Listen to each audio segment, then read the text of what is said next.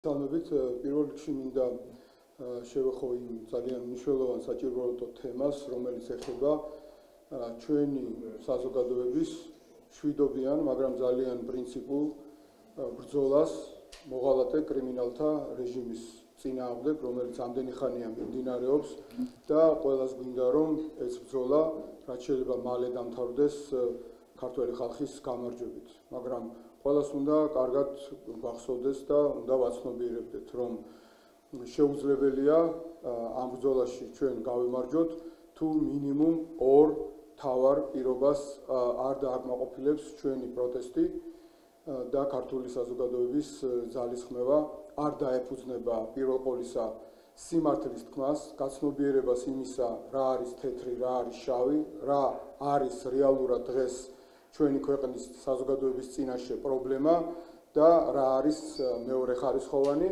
და მეორე ეს არის ჩვენი ერთიანობა. ჩვენ უნდა ყოველთვის გვახსოვდეს და ვაცნობიერებდეთ, რომ ამ მოძალადე რეჟიმის წინააღმდეგ ბრძოლაში, როდესაც მას ზურგს უმაგრებს კრემლის პროპაგანდა, როდესაც მას ზურგს უმაგრებს კრიმინალური სამყარო, შავი ფული და იყენებს ყველა იმ ბერკეტს, რომელიც ხელში აქვს უკანონოდ ჩაგდებული სუსის, პროკურატურის, შინაგან საქმეთა სამინისტროს, მისი სპეცდანიშნულების რაზმების და ქვეყნის ბიუჯეტის როგორც უნდა თავის ნებაზე გამოყენების სახით, ჩვენ უნდა ვიყოთ ერთიანები, რადგანაც ჩვენ გვჭირდებით ერთმანეთს, ის განსხვავებული ძალები, ის პოლიტიკური შეხედულების თვალსაზრისით სხვადასხვა ფლანგზე მყოფი ადამიანები, წარსულთან მიმართებაში სხვადასხვა შეფასების მქონე ადამიანები, მომავალში რა და როგორ უნდა იყოს, შეიძლება განსხვავებული აზრები ქონდეს, ზოგს მემარცხენე იდეოლოგია ეკუთვნებოდეს, ზოგს მემარჯვენე, ზოგი ცენტრისტია, ზოგი ანარქისტია, არ ვიცი, არ აქვს მნიშვნელობა, მთავარია იყოს საქართველოს მოქალაქე, პატრიოტი, მთავარია უნდოდეს საქართველოს კეთილდღეობა, მშვიდობა, ევროპული განვითარება, ცივილიზებული განვითარება, ჩვენი ემიგრაციის იძულებით წასული საქართველოსთან გადახვეწილი ემიგრაციის საქართველოში დაბრუნება და საქართველოში დემოკრატიული სახელმწიფოს აშენება, რომელიც შეუძლებელი იქნება, თუ ჩვენ ერთად არ ვიბრძოლებთ, თუ ჩვენ ერთმანეთი არ დავაფასებთ, თუ ჩვენ ერთმანეთს პატივი არ ვეცით, პირდაპირ ვიტყვით, თუ ჩვენ ერთმანეთი არ ავიტანეთ, იმიტომ რომ არაფერია იმაზე უფრო მძიმე და თუ გნებავთ ერთმანეთთან მიმართებაში თუ ზოგიერთი ადამიანისთვის გასაღიზიანებელი, ვიდრე და მიუღებელი, ვიდრე ის რეჟიმი, რაც დღეს არის საქართველოში. ამიტომ ყველამ უნდა ვეცადოთ, რომ წინა პლანზე წამოვწიოთ ის ერთიანობა, ის პოზიტივი, რაც გვაქვს და ეს პოზიტივი არის უზარმაზარი, რომელიც არ შეიძლება რაიმეთი გადაიფაროს, ეს პოზიტივი არის საქართველოს სიყვარული, ეს პოზიტივი არის საქართველოს ინტერესებისთვის ბრძოლა, ჩვენი ეროვნული ინტერესები და ის, რომ ჩვენ ყველანი ვხედავთ, რომ საქართველოს კონსტიტუცია არის ფეხქვეშ გათელილი, რომ საქართველოს ეროვნული ინტერესებია ფეხქვეშ გათელილი, რომ საქართველოს მართავს პუტინის და რუსეთის მეხუთე კოლონა, რომელიც ცდილობს, რომ საქართველო მოაქციოს საერთაშორისო იზოლაციაში, ჩამოაშოროს მისი მეგობრები და დატოვოს რუსეთის ექსკლუზიური გავლენის ორბიტაზე. ამიტომ ჩვენთვის მთავარი ყველასთვის უნდა იყოს ამ რეჟიმის მოცილება, როდესაც მშვიდობიანად ამას ყველანი ერთად მოვახერხებთ, მერე შეგვიძლია ძალიან ბევრ რამეზე გავაგრძელოთ დავა და კამათი. ამიტომ კიდევ ერთხელ მოგიწოდებთ, დავძლიოთ ჩვენ თავში სასარგებლო იდიოტობა, ნუ ვებრძვით მიხეილ სააკაშვილის პლაკატებს ან ნებისმიერ სხვა ადამიანის პლაკატს, ვინც შეიძლება არ მოგვეწონოს, ან რაღაცა გამონათქვამს, ან რაღაცა მშვიდობიანი პროტესტის მონაწილე ადამიანის პოზიციას. ეს არ არის დღეს საქართველოსთვის მთავარი გამოწვევა.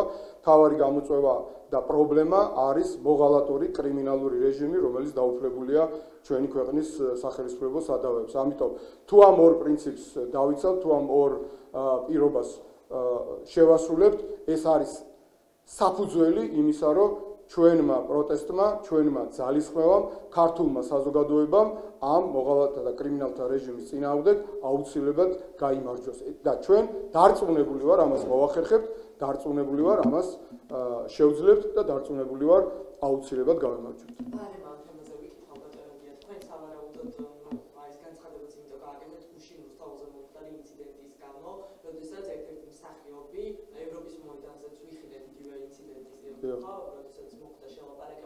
გუშინ ასევე ერთ-ერთი მსახიობი პირდაპირ ესე ვთქვათ უცენზურო სიტყვებით მოიხსენია ეს ადამიანი და პირდაპირ თქვა რომ თუ მიხეილ სააკაშვილის მსჯავრდებული ექს-პრეზიდენტის ბანერები ვიცი რადგან მე საუბრები დღეს დილით პოსტი დავწერე და შეგიძლიათ ნახოთ. კი ბატონო, ანუ ეს ნიშნავს ფაქტორი, ანუ პროტესტის ერთიანობას ხელს უშლის სააკაშვილის. აი უკვე სწორედ ამის თაობაზე ამხელა განცხადება გავაკეთე და გთხოვთ მიხეილ. ეს გასაგებია რაც ვთქვით რომ ანუ სასარგებლო იდიოტები არ უნდა იყვნენ ადამიანები რომ პროპაგანდას არ უნდა მისცენ საშუალება თავის სასარგებლოდ გამოიყენონ ეს ნაწილი გასაგებია მე სხვა რაღაცას გეკითხებთ ანუ პროტესტის ერთიანობას როდესაც ოპოზიცია მუდმივად იმაზე აპელირებს რომ უნდა იყვნენ ერთიანები რომ ესე ვთქვათ არა ყველა არ აპელირებს მაგაშია საქმე პრობლემაც მაგაშია ნუ ოპოზიციის ნაწილი ხო მაშინ აი მიხეილ სააკაშვილის ფაქტორი თუ ასეთი ხედის შემცვლელია ხო და ვხედავთ რომ აი რამდენიმე ინციდენტს ჰქონდა უკვე ადგილი მაშინ როგორ გესახებათ ესე ვთქვათ ეს გითხრა მაინც უნდა იყვნენ ეს ადამიანები მე კიდევ მე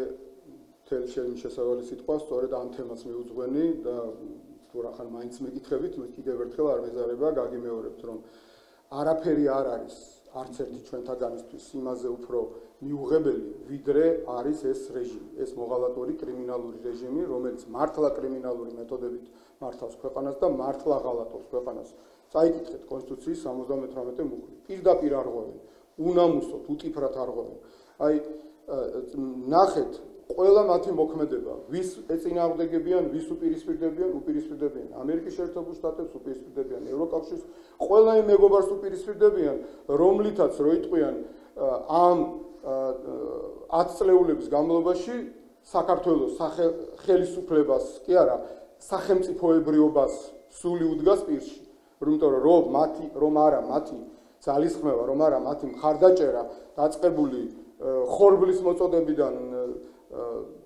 თანხების მოწოდებიდან რა ვიცი უამრავი სხვა სოციალური დახმარებიდან რო არ ვილაპარაკოთ სამხედრო დახმარებაზე უსაფრთხოების სფეროში დახმარებაზე საქართველოს ქართული სახელმწიფო არ იარსებებდა ვერ იარსებებდა საქართველოს რუსეთის მიერ დროებით ოკუპირებული ტერიტორიების არაღიარების პოლიტიკა რომლის ძალითაც ჩვენი აფხაზეთი და ცხინვალის რეგიონი მთელი მსოფლიოს მიერ კვლავ არის აღიარებული როგორც უნდა იყოს რა თქმა უნდა საქართველოს ნაწილად მაგრამ ამათი დახმარება რო არ ქონოდა ეს არ მოხდებოდა ეს ყველას კარგად მესმის და აი ეს მოღალატური რეჟიმი ამათ ებრძვით და რუსეთის გასაკრიტიკებელს ვერაფერს ასე ვთქვათ გავიგონებთ მათგან უფრო მეტიც მათი წარმომადგენლები 9 მაისს პუტინს იახლენ და აღლუმზე იმყოფებოდნენ ხო ფარცხალაძეს გულისხმობ ხო აქედან გამომდინარე ნათელია რასაც აკეთებს ეს რეჟიმი ამიტომ ეს არის დღეს მთავარი პრობლემა და არა ისა რომ თქვა ვიღაცას გახარია არ მოწონს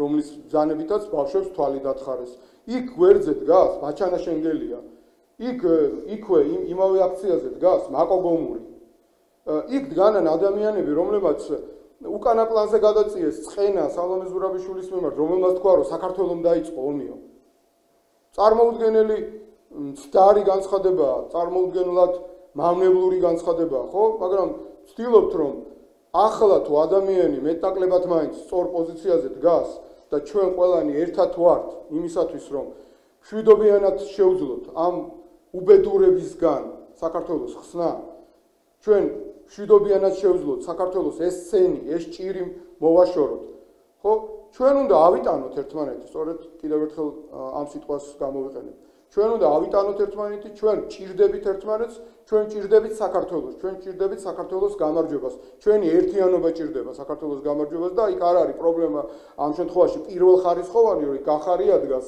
სალომე ზურაბიშვილი დგას თუ ვიღაცისთვის კიდე მიუღებელი და ადამიანი დგას და პლაკატი არის მიხეილ სააკაშვილის თუ სხვა ნებისმიერი ადამიანის მიხეილ სააკაშვილის რომელმაც შექმნა თანამედროვე ქართული სახელმწიფო რომელმაც დააყენა საქართველოს მკვიდრად ევროკავშირსა და ნატოში გაწევრიანების გზაზე, იმიტომ რომ სწორედ ამგვარად ვითარდებოდა ქვეყანა პრობლემებით, შეცდომებით, რა თქმა უნდა, უამრავი რაღაცა შენიშვნა შეიძლება თქვა ადამიანმა, რა თქმა უნდა, რომელი ხელისუფლებაა, რომელ ქვეყანაში, რომელ ეპოქაში, პრობლემის გარეშე და შეცდომის გარეშე. მაგრამ შევხედოთ 2003 წლის საქართველოს რა იყო მართლა ჩაბნელებული კრიმინალში ჩამხჩვალი, კორუფციაში ჩამხჩვალი 7 ლარიანი პენსიით და შევხედოთ 2012 წელს როგორ დემოკრატიული არჩევნების ჩატარების შემდეგ ხალხის ნების გათვალისწინებით მშვიდობიანად დატოვა პრეზიდენტმა სააკაშვილმა და მისმა გუნდმა ხელისუფლება. შევხედოთ ამ ორ საქართველოს, შევადაროთ აი განვითარების ტემპი. შევადაროთ რა იყო მაშინდელი ბათუმი, რა არის დღევანდელი ბათუმი, რა იყო მაშინდელი თბილისი, საქართველოს გზები რა იყო, იუსტიციის სახლები, ჯარი რა იყო, პოლიცია რა იყო. ანუ შეუძლებელია რომ თვალები ისე დაგიბრმაოს შენმა მიუღებლობამ, ზიზღმა ვინმე ადამიანის მიმართ, რომ შავი და თეთრი ვერ გაარჩიო და ვერ გაარჩიო რა არის დღეს საზოგადოებისთვის წინა პლანზე დასაყენებელი და უნდა იყო ამ შენთვის შეიძლება პოლიტიკური თვალსაზრისით მიუღებელ ადამიანებთან ერთად ამ მშვიდობიან პროტესტში, იმიტომ რომ საქართველოს გადაარჩინო. თორე კი ბატონო, ყველა შეგვიძლია გქონდეს ჩვენი მიუღებლობა ამა თუ იმ ადამიანების მიმართ. შეგვიძლია გქონდეს მათი ბიოგრაფიის მიმართ მიუღებლობა, მათი განცხადებების მიმართ მიუღებლობა, წარსულში მათი ქმედებების მიმართ მიუღებლობა. მაგრამ სულ ამას ვლაპარაკობთ, რომ ერთიანობის გარეშე არაფერი არ გამოვა. ჩვენ უნდა ავიტანოთ ერთმანეთი, ჩვენ ვჭირდებით ერთმანეთს, ჩვენ ვჭირდებით საქართველოს, ჩვენ ვჭირდებით საქართველოს მშვიდობიან გამარჯვებას. ჩვენ ვჭირდებით იმას, რომ ქვეყანას ეს მოღალატეთა და კრიმინალთა ბანდა ერთად მოვაცილოთ, ეს სენი მოვაცილოთ. ეს არის დღეს მთავარი პრობლემა და არა რაიმე სხვა. ამიტომ უნდა თუ ინტელექტუალობაზე გვაქვს პრეტენზია, უნდა შევძლოთ და დავძლიოთ ჩვენ თავში ფარული კოცობა, თუ უკეთეს შემთხვევაში სასარგებლო იდიოტობა და გავაცნობიეროთ რა არის დღეს რეალური პრობლემა ჩვენი ქვეყნის წინაშე და იმ პრობლემას ვებრძოლოთ ერთად და მე როცა ამ სენს ამ მოღალატეთა კრიმინალთა ბანდას ხელისუფლებიდან მშვიდობიანად გავუშვებთ, მე ვიდაოთ რამდენიც გვინდა იმ საკითხებზე, რომელიც ეხება საქართველოს ისტორიას, ამა თუ იმ პიროვნებას, ვინ რა გააკეთა, შევადაროთ და დარწმუნებული ვარ, ქართული საზოგადოება იქნება ჩვენი მსაჯული.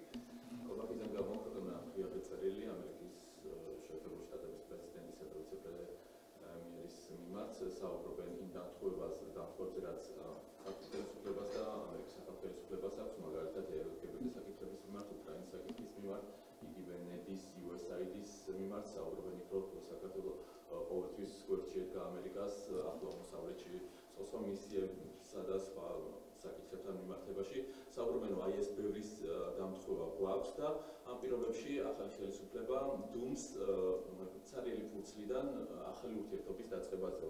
როგორ რას ფიქრობთ თქვენ აი ამ დამთხევებზე და რას ფიქრობთ რატომ არის დუმილი მათში თავისუფლება? დავამატებერსაც რომ რამდენიმე კვირის წინ ჩუმად მიმართა წერილით კაბაკიძემ და მათგან პასუხი რომ ვერ მიიღო, ახლა საჯარო და რიაწერილის სახით პოსტი გამოაქვეყნა და რას ნიშნავს ეს გზავნილი კაბაკიძის მხრიდან? დიახ, ამ მოღალატეთა კრიმინალთა რეჟიმის ამ დოქსოპულომ იმიტომ ვერ მიიღო პრეზიდენტ ტრამპისგან და მისი ადმინისტრაციისგან საპასუხო წერილი, რომ მათ არ აღიარებენ და ეს ყველამ კარგად ვიცით, რომ არც ერთი ცივილიზებული ქვეყანა ამ კრიმინალთა რეჟიმს პუტინის რუსეთის მეხუთე კოლონას არ აღიარებს როგორც ლეგიტიმურ ხელისუფლებას. ურთიერთობა ამერიკის შეერთებულ შტატებს თურქმენეთის ხელისუფლებასთანაც აქვს და სხვა დიქტატორულ რეჟიმებთანაც შეიძლება კონდეს რაღაცა კონტაქტი, მაგრამ რომ არ აღიარებენ ეს ცხადია, ხოლო რაც შეეხება თანხwebdrას, არაფერში არ არის თანხwebdra, ეს არის მოჩვენებითი თანხwebdra, ისე როგორც მოჩვენებითი იყო ის ლაპარაკი, რომ თითქოს ივანიშვილის ბანდას უნდოდა ევროკავშირში გაწევრიანება, ნატოში გაწევრიანება, ეხლა ხო ყველამ კარგად დავინახეთ, რომ როგორც უნდოდათ და სინამდვილეში როგორც არ უნდოდათ. არაფერში არ აქვს თანხwebdra ცივილიზებულ სახელმწიფოსთან, არც ამერიკასთან, არც რომელიმე სხვასთან, არც რომელიმე სხვა დემოკრატიული ქვეყნის ადმინისტრაციასთან, იმიტომ რომ ელემენტარულად იმიტომ რომ არ შეიძლება პუტინის რეჟიმს და მის მარიონეტებს, მის მეხუთე კოლონას რაიმე დამთხევა კონდეს პრეზიდენტ ტრამპის ადმინისტრაციასთან, ამერიკის ხალხის მიერ არჩეულ ადმინისტრაციასთან თუ ნებისმიერი სხვა ცივილიზებული ქვეყნის ხელისუფლებასთან. ეს ყველაფერი არის მოჩვენებითი, რაზეც აქამდე ლაპარაკობენ, ისინი დიდი სიამოვნებით იმაზე უარეს დიქტატორულ რეჟიმს და სისხლიან რეჟიმს გააფორმებდნენ, რაც არის, თქვათ, მაგალითად, რუსეთის ერთ-ერთი პროვინცია დღეს სამწუხაროდ ოკუპირებულ ჩეჩნეთში და კადიროვზე უარესად მოიქცეოდნენ, მაგრამ აქეთკენ მიდიან, ჩვენ ამას დიდი ხანია ვლაპარაკობთ და ბუნებრივია, რომ ესენი კვლავ ეცდებიან რაღაცა ამ მიმართულებით ნაბიჯების გადადგმას, მაგრამ სულ ცოტა დროღა დარჩა, როდესაც სულ მალე ისინი გამოაცხადებენ, რომ აი პრეზიდენტი ტრამპიც თურმე დამარცხდა დიპ სტეიტთან, აი ესენი არ დამარცხდნენ მარტო და ამაზე არ მოქმედებს არაფერი დიპ სტეიტი, თორე ევროკავშირი, ამერიკის შეერთებული შტატები და ყველა სხვა დიპ სტეიტმა იმ ყოვლის შემძლემ ვიღაცამ დაამარცხა. აი ეს ხიხო ივანიშვილი და მისი ეს კლოუნების და ჯამბაზების ბანდა ვერ დაამარცხა, ხო? მართლა სასაცილო იქნებოდა სატირალი რო არ იყოს ეს ყველაფერი, რაც ხდება დღეს საქართველოში, რომ აი ეს ჯამბაზები და ქვეყნის მოღალატეები რო არ მართავდნენ ქვეყანას, მართლა გულიანად გაიცინებდა ადამიანს. ერთ-ერთი ხელისშემშლელი შეიძლება იყოს ეს მეგობარი აქტი, რომელიც ამერიკაში წინა ხელისუფლების პერიოდში დაიწყო და გარკვეული გაიარა ამ ხელისუფლების ხელისუფლებისთვის, რომ ეს ურთიერთობები არ აღდგენას. როგორც იცით, რაც შეეხება მეგობარი აქტს, მეგობარი აქტი უკვე კონგრესმა ორპარტიული დიდი ერთიანობით და დიდი უმრავლესობით დაამტკიცა. კიდევ ერთხელ გამოჩნდა ის, რასაც ვამბობდით, რომ არანაირი განსხვავება რეალურად საქართველოსთან მიმართებაში არ აქვს არც დემოკრატიულ და არც რესპუბლიკურ პარტიას, ისინი ამ თვალსაზრისით ძალიან იშვიათი შემთხვევაა, მაგრამ ერთიანები არიან ქართველი ხალხის მიმართ მხარდაჭერაში, ქართველი ხალხის მიმართ მეგობრობაში, ქართული სახელმწიფოს მიმართ თანადგომაში, რომ საქართველო კვლავ დაუბრუნდეს ევროკავშირსა და ნატოში გაწევრიანების გზას, კვლავ დაადგეს იმ გზას, რომელსაც სწორედაც მივყავართ მკვიდრი მშვიდობისკენ, საქართველოს მშვიდობიანი გამთლიანებისკენ და ქვეყნის ეკონომიკური, სოციალური კეთილდღეობისკენ. იმ სახელმწიფოს მშენებლობისკენ, რასაც ქვია დემოკრატიული, ცივილიზებული, ქართული, მასშტაბსადამე ევროპული სახელმწიფო და ამას უჭერს მხარს ამერიკული საზოგადოების აბსოლუტური უმრავლესობა და ამის გამოვლენებაა, რომ ორივე პარტია, დემოკრატიულიც და რესპუბლიკურიც, პრეზიდენტ ტრამპის ადმინისტრაციის მხარდამჭერებიც ერთნაირად უჭერენ მხარს მეგობარი აქტს და აქედან გამომდინარე უჭერენ მხარს ქართველ ხალხს და ერთმნიშვნელოვნად არის იქ ძალიან კაფიოდ გამოხატული დამოკიდებულება ამ პუტინის მონების, რუსეთის მეხუთე კოლონის მოღალატეთა და კრიმინალთა რეჟიმის მიმართ, რომ მათ მიმართ აუცილებლად დაწესდება სანქციები, როდესაც ეს კანონპროექტი განიხილება სენატში, აუცილებლად იქნება ის მიღებულიც და პრეზიდენტ ტრამპის მიერ ხელმოწერილიც. ახლა მოგეხსენება ჩვენი ხელმძღვანელობა პარტიის თავმჯდომარე გენერალ-მდივანი იმყოფებიან ამერიკის შეერთებულ შტატებში, ვაშინგტონში, მათ შეხვედრები ექნებათ კონგრესში, ზუსტად ამ საკითხებთან დაკავშირებითაც და ბუნებრივია სხვა საკითხებთან დაკავშირებითაც და სულ ცოტა დრო დარჩა, ну შეიძლება რამდენიმე თვეზეა საუბარი, იმიტომ რომ პროცედურები ბუნებრივია სენატში არ არის მარტივი, შეთანხმება საჭიროებს ბევრი რამ, მაგრამ აბსოლუტურად არწმუნებული ვარ, რომ სენატიც ისეთივე ერთსულოვნებით, ორპარტიული მხარდაჭერით, ძალიან ძლიერი მხარდაჭერით დაამტკიცებს მეგობარი აქტს და მას ხელს მოაწერს პრეზიდენტი ტრამპი და ამის შემდეგ აი ამის მოსამზადებელი იყო ახლა, რომ აი ამ დოქსოპულომ რომ წერილი გააგზავნა და არ გამოუგზავნეს, პასუხი არ ჩათვალეს ღირსად, ახლა ამზადებენ იმას, რომ ითქვან, რომ ახლა თუ მოაწერა ხელი და სენატმაც მიიღო, ესე იგი დიპ სტეიტმა დაამარცხა. ну სასაცილოა ეს მართლა კიდევ ერთხელ ვიმეორებ, სატირალი რო არ იყოს. პარტიების საკითხებს რაც შეეხება ნაციონალურ მოძრაობას და აკრძალოს როგორ შეაფასებ? როგორ შევაფასებ მოღალატეთა რეჟიმის საქმიანობას ამ მთელი 12 წლის განმავლობაში, ეს არის მათი მიზანი, არც დაუმალავთ ბიზნა ივანიშვილმა ამ სამშობლოს მოღალატე ჩარჩმა თავიდანვე გამოაცხადა, როგორც კი ხელისუფლებაში მოვიდა, რომ მისი მიზანი იმ დაპირებების შესრულება კი არ არის, რაც ხალხს დაპირდა სამუშაო ადგილების შექმნა, ტარიფების შემცირება, ყველასთვის მაღალი ხელფასი, მაღალი პენსია, ჩვენი ემიგრაციის საქართველოში დაბრუნების ხელშეწყობა ქვეყნის ეკონომიკის განვითარება, ნატოსა და ევროკავშირში გაწევრიანება, ეს კი არ არის, არამედ არის ნაციონალური მოძრაობის განადგურება. ეს თქვა და ამას აკეთებს დიდი ხანია, ვერ გაგვანადგურა და ვერც გაგვანადგურებს.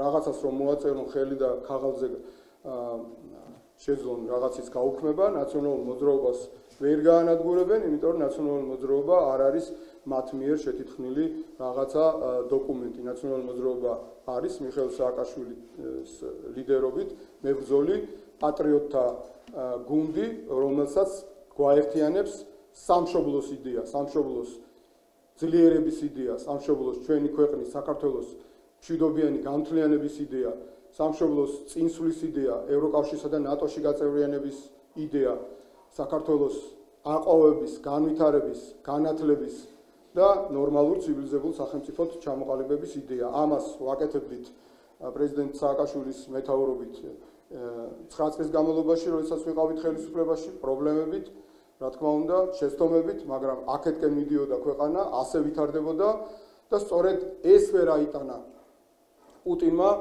ვერ აიტანა ის, რომ პრეზიდენტმა სააკაშვილმა გაბედა 2008 წელს და საქართველოს არ დაუთმო მას, შეასრულა მისი კონსტიტუციური მოვალეობა, როგორც პრეზიდენტმა, როგორც უმაღლესმა მთავარსარდალმა მოახდინა ჩვენი საზოგადოების, ჩვენი ჯარის და ჩვენი მეგობარი სახელმწიფოების მობილიზება და ჩვენ დავიცავით ქართული სახელმწიფო და აი დღეს ჩვენ თბილისში ვდგავარ და ეს არ არის ოკუპირებული რუსის ჯარის მიერ, სწორედ ამის დამსახურება და ეს არაპატია პუტინმა და ამიტომ ზის პრეზიდენტი სააკაშვილი და ამიტომ უნდა გავაცნობიეროთ ყველამ ვინ რა გააკეთა და რა შეძლო, თუმცა ვიცით რომ 2012 წელს პუტინმა სხვა მეთოდებით, არა ტანკითა და артиლერიით, მაგრამ მაინც შეძლო საქართველოს დაუფლება და საქართველოს დღეს უკანონოდ მართავს, უზურპირებული აქვს ხელისუფლება აივანიშვილის ეს ბანდა, რომელიც ცდილობს რომ ილაპარაკოს ნაციონალურ მოძრაობაზე, ილაპარაკოს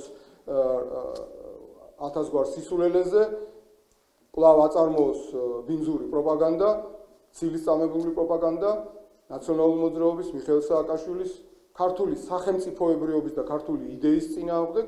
ეს არის მათი საქმე, ჩვენ მათი არ გვეშინია, ჩვენ ამდენი ხანი ვიბრძოდით, ვიბრძვით და ვიბრძოლით ბოლომდე და დარწმუნებული ვარ, ქართული საზოგადოება ნაციონალურ მოძრაობასთან ერთად, სხვა პროდასალურ პატრიოტულ პარტიებთან ერთად, უპარტიო ადამიანებთან ერთად, მშვიდობიანი ბრძოლით ჩვენ აუცილებლად გავიმარჯვებთ, რადგანაც ჩვენ შევძლებთ ვიყოთ სიმართლის მხარეს და ვიყოთ ერთიანი.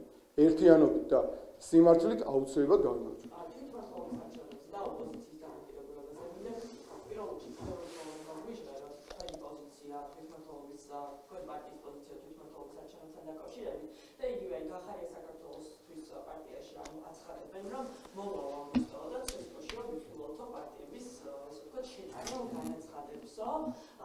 მათი პოზიცია ასევე არის პრინციპში არც მალავენ შეიძლება ესეთი თქვას რომ აპირებენ თვითმმართველობის არჩევნებში მონაწილეობის მიღებას და აი ამ კონტექსტში თინა ხიდაშოვმა თქვა განცხადება გააკეთა ერთ-ერთ ტელეეთერში რომ თუ ოპოზიცია რომ ასე ვთქვათ ერთ წრეს დაუპირისპირდება ანუ საერთო კანდიდატი ეყოლებაო თვითმმართველობის არჩევნებში აი ამ შემთხვევაში შეიძლება კიდე რომ მიიღონ ასე ვთქვათ მონაწილეობაო რა მისი შეფასებით აი თქვენ როგორ უყურებთ ამ საკითხს პირველ რიგში ასაკურველია თქვენი პარტიის პოზიცია რომ გავუჩნდეთ და ესე ვთქვათ ეს საერთო კანდიდატის ყოლის შესაძლებლობას რამდენად განიხილავთ თვითმმართველობის არჩევნებში. ამ განცხადებაზე თუ ვიმსჯელებთ, ჯერ ნიშანდობლივია, რომ სულ უფრო და უფრო მეტი ადამიანი ხვდება, რომ ერთიანობაა საჭირო. და ხვდება, რომ ჩვენ რო ერთიანები ყოფილიყავით, როგორც პრეზიდენტი სააკაშვილი მოუწოდებდა ნაციონალურ მოძრაობას სხვა პოლიტიკურ გაერთიანებებთან ერთად ყოფილიყავით და ჩვენ ბუნებრივია ამას ხარს უჭერდით, აი მაშინ ბევრად უფრო გაგვიადვილდებოდა გაუძალიანდეთ იმ სპეცოპერაციას, რაც ჩაატარა ამ მოღალატეთა რეჟიმმა და შევძლებდით დიდი ალბათობით მაინც დამარცხებას მიუხედავად ამ სპეცოპერაციისა და იმ მამაძაღლობისა, რასაც აკეთებდნენ არჩევნების დროს დაწყებული ბიულეტენების პირდაპირ ღიად ასე ვთქვათ გამოყენებით, საჯაროდ ასე ვთქვათ გაფერადებით, იმ ფარულობის დარღვევით, იმ კომპიუტერული პროგრამებით, შავი ფულის გამოყენებით, სუსის, კრიმინალური სამყაროს ჩართულობით, აი მიუხედავად ამ ყველაფრისა, რო ყოფილიყო ერთი სუბიექტი პროდასალური პატრიოტული ოპოზიცია, დარწმუნებული ვარ, აი ეს манипуляციები არ ეყოფოდათ და ოპოზიცია გაიმარჯვებდა. ამიტომ ბუნებრივია, ძალიან კარგია, რომ ბევრი ადამიანი ამას ნელ-ნელა ხვდება, რომ ერთიანობის იდეა უფრო და უფრო უჯდება ხალხს ჭკუაში. ეხლა რაც შეეხება ადგილობრივ არჩევნებს, ქვეყანაში რომ ადგილობრივი თუ სხვა არჩევნები ტარდებოდეს, ნაციონალური მოძრაობა მონაწილეობას მიიღებდა. ოღონდ ნაციონალური მოძრაობა მონაწილეობას არ მიიღებს სპეცოპერაციაში, რომელიც უნდათ რომ გაასაღონ თითქოს ის არის ადგილობრივი თუ სხვა არჩევნები. აქედან გამომდინარე ჩვენ უნდა განვასხვაოთ რა არის სპეცოპერაცია, რომელსაც ეს მოღოლათა რეჟიმი არქმევს არჩევნებს და რა არის არჩევნები, რომელიც შეიძლება ხარვეზებით იყოს წარმოუდგენელი, რომ იდეალურად ჩატარდეს ამ რეჟიმის ასე ვთქვათ ხელისუფლებიდან წასვლის შემდეგ ან ამ რეჟიმის მიერ ამ პროცესზე კონტროლის დაკარგვის შემდეგ, რის შემდეგაც შეიძლება რომ ამას დაარქვა ადამიანმა მეტნაკლებად ნორმალური არჩევნები, და ეს თუ იქნება მეტნაკლებად მაინც არჩევნები, თუნდაც მეტნაკლებად ნორმალური. მაშინ მონაწილეობა ყველამ უნდა მიიღოს ბუნებრივია, მაგრამ არჩევნებში უნდა მიიღოს მონაწილეობა და არა ქოცების სპეცოპერაციაში. აი ეს არის ორი სხვადასხვა რამ. აქედან გამომდინარე, ჩვენ უნდა ყველაფერი გავაკეთოთ იმისათვის, რომ ამ რეჟიმს ჩამოვართვათ ის ბერკეტები, რომელი ბერკეტებიც მას საშუალებას აძლევს, რომ იპარპაშოს ქვეყანაში, იძალადოს, კრიმინალები არ დაისაჯოს და ხელისუფლება ძალით ჟურნალისტების თავებზე ხტუნაობის მათ შორის მეშვეობით შეინარჩუნოს, ხო? აქედან გამომდინარე, ორი სხვადასხვა რამ არის. ერთი სპეცოპერაცია, ქოცური სპეცოპერაცია, სახელად არჩევნები და მეორე მეტნაკლებად ნორმალური არჩევნების საშუალება, რომელშიც რა თქმა უნდა ყველამ უნდა მიიღოს მონაწილეობა. ოღონდ კიდევ ერთხელ ვიმეორებ, რო არ დაჭრათ და მიკერ-მოკეროთ სპეცოპერაციაში, ქოცურ სპეცოპერაციაში, რომელსაც დაარქმევენ არჩევნებს, არავინ არ უნდა მიიღოს მონაწილეობა. ანუ თუ საპარლამენტო არჩევნები არ დაინიშნა, მაგრამ რაღაც პირობებით მათ შორის გამოცვლით სისტემების, მათ შორის ანუ ხელისუფლების მხრიდან ესე ვთქვათ, თესკოში მათ შორის რაღაც ასე ვთქვათ, ცვლილებების განხორციელებით, მათ შორის საპარლამენტო არჩევნებამდე შეიძლება განიხილოთ, რასაკვირველია, თუ თქვენი პირობებით ესე ვთქვათ, იქნება დაკმაყოფილებული რაღაც გარანტიებით. ჩვენი პირობები კი არა. ნორმალურობის პირობები თუ იქნება დაკმაყოფილებული და მეტნაკლებად კიდევ გაგიმეორებთ, რა ვიცი, იმდენს ლაპარაკობ და მე მგონი გასაგებად ლაპარაკობ. თუ გინდათ ხოლმე გაგიმეორებთ, კიდევაც გაგიმეორებთ. გავიგე, თქვენ გინდათ რომ ვიღაცა თუ რაღაცას ირონიულად იტყვის, იგივე ირონიულად უპასუხოს?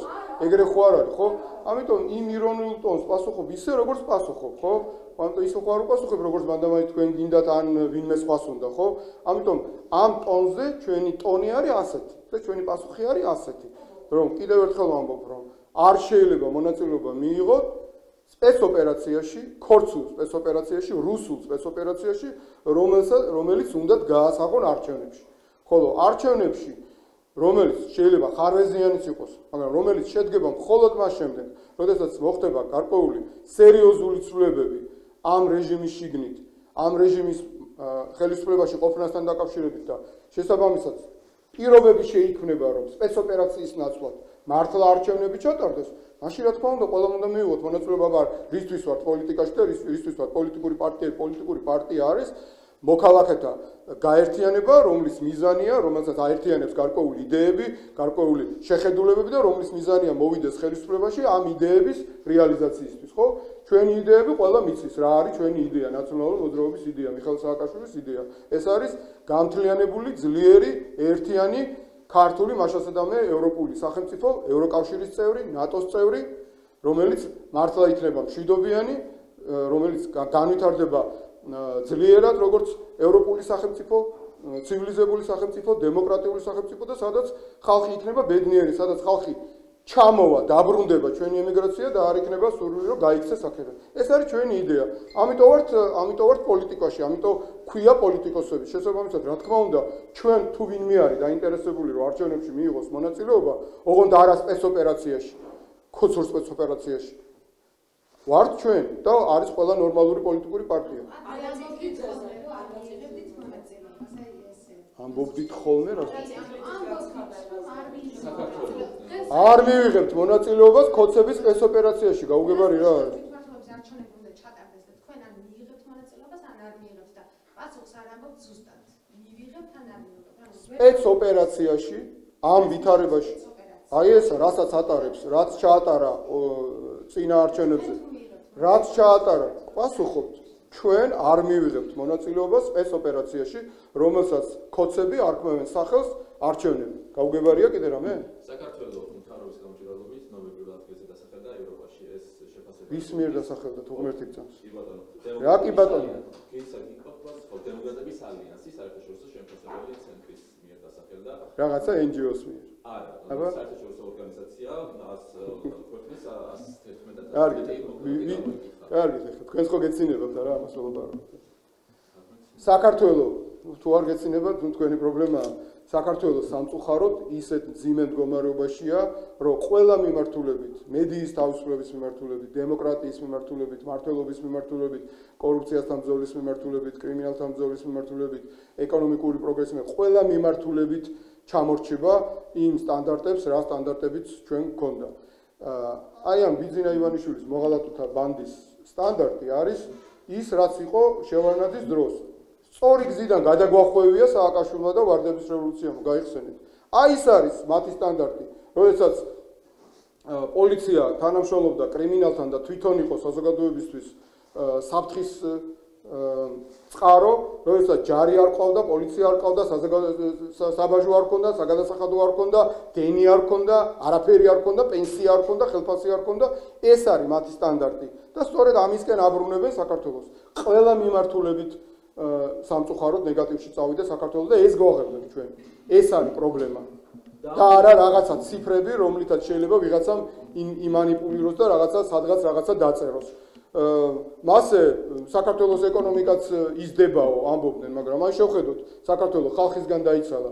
საქართველოს ეკონომიკა თუ ასე იზრდება და ყვავის, საქართველოსდან ხალხი რატო გარბის? რატო გარბის საქართველოსდან ხალხი? მილიონზე მეტი ადამიანი რატო გავიდა ამ ბოლო წლების განმავლობაში ივანიშვილის ბანდის მმართველობის დროს? რატო გარბის? ვინმეს აღარ უყვარს საქართველო? ვინმეს არ უნდა აქ ყოფნა? ის დედები, ბებიები, მშობლები რო არიან მოწყვეტილი თავიანთ შვილებს, ვინც აქ დატოვეს, ეს უხარიათ მათ? იმიტომ არის რომ რამოდენიმე ასეული ოჯახი ისქელებს ჯიბეს ხალხის ხარჯზე, ჩვენი ქვეყნის ეკონომიკის სისხლის გამოწვევის ხარჯზე, ბიუჯეტის გამოწვევის ხარჯზე და მათი ეკონომიკური მდგომარეობა უმჯობესდება. ხო, ქართული საზოგადოების აბსოლუტური უმრავლესობის მდგომარეობა უარესდება და უარესდება. აი ეს არის სიმართლე. რა თქმა უნდა, სტატისტიკას რაღაცაში, სადღაც ვიღაცა ყურს მოაბამს, დაწერს, რომ ეს სისულელე ილაპარაკონ მე და ამის პროპაგანდა მოახდინონ. ბიძინა ივანიშვილი და მისი ბანდა არ აღიარებდა სოფლიო ბანკის მონაცემებს. არ აღიარებდა საერთაშორისო სავალუტო ფონდის მონაცემებს. გაიხსენეთ, როდესაც პირველი ვიზიტი ჰქონდა როგორც პრემიერ-მინისტრის დაოში ბიძინა ივანიშვილი რას ლაპარაკობდა, რომ არა არ დაიჯეროთ სოფლიო ბანკისო, საქართველოს არ არის მოწინავე ქვეყანაა. სოფლიო ბანკის არ დაიჯერო და თქვენ რაღაცა აბსოლუტურად უცნობ გაუგებარ ორგანიზაციას მისახელებთ, რომ თურმე რა როგორ ყვავის თურმე ქვეყანაში დემოკრატია. ნუ აბსურდია ხო სასაცილო.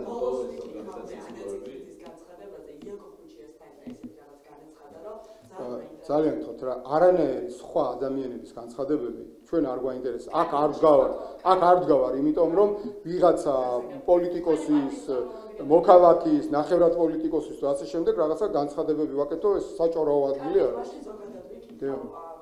მისი განცხადებიდან გამომდინარე, მაგრამ მის განცხადებას არ შეგაფასებინებთ მაშინ. აი რა როლი ჰქონდა არასამთავრობოებს ოპოზიციის სტრატეგიის დაგეგმვაში? იმიტომ რომ ამას იმიტომ გეკითხებით, რომ ეხლა მაინც ანაწილების განცხადება როარ გავა, შეფასება როარ გამოდივიდეთ, მოკლედ ანამ ესეთი რაღაც განაცხადა, რომ ძალიან დიდი როლი ჰქონდა თუ არასამთავრობოებს ოპოზიციის დღის წესრიგის დაგეგმვაში, და მე რაღაცნაირად ისე გამოდიოდა, რომ მათი დაგეგმვის გამო, ანუ ისე ვთქვათ, წიხლები ხდებოდა ოპოზიციასო, ანუ სულ წებს გულისხმობს. ანუ მისი განცხადების შეფასება თუ არ გინდა, მაშინ თქვენი შეფასება მე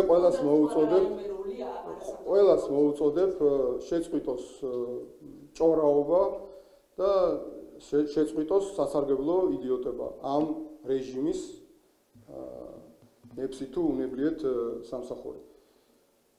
ჩვენ პოლიტიკურ პარტიებს გვაქვს ჩვენი დღის წესრიგი, ჩვენი ხედვა, ჩვენი მხარდამჭერები, ჩვენი გზა, რა თქმა უნდა, ამ პროცესში ყველასთან თანამშრომლობთ, სხვა პოლიტიკურ პარტიებთან, ჩვეულებრივ მოქალაქეებთან, სამეცნიერო წრეებთან, არასამთავრობო ორგანიზაციებთან და ყველასგან თუ კი რაიმე სასარგებლო აზრი იქნა, ვიღებთ სასარგებლო რჩევებს.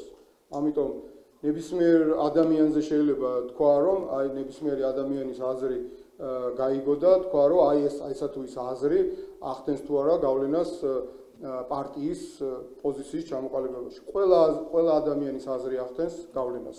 ყველა ადამიანის აზრს ვითვალისწინებთ, ვაჯამებთ, ვამუშავებთ და იმის მიხედვით ვიმუშავებთ ჩვენს პოზიციას. ამიტომ ყველა პოლიტიკური ორგანიზაცია თავის ქმედებაზე თვითონ აგებს პასუხს და თვითონ უნდა აგოს პასუხი და არა ხელი გაიშვიროს ვინმეს მიმართ. ცალკეული მოქალაქე იქნება ეს, არასამთავრობო იქნება ეს თუ სხვა ორგანიზაცია. გასაგებია? მადლობა, კარგად იყავით.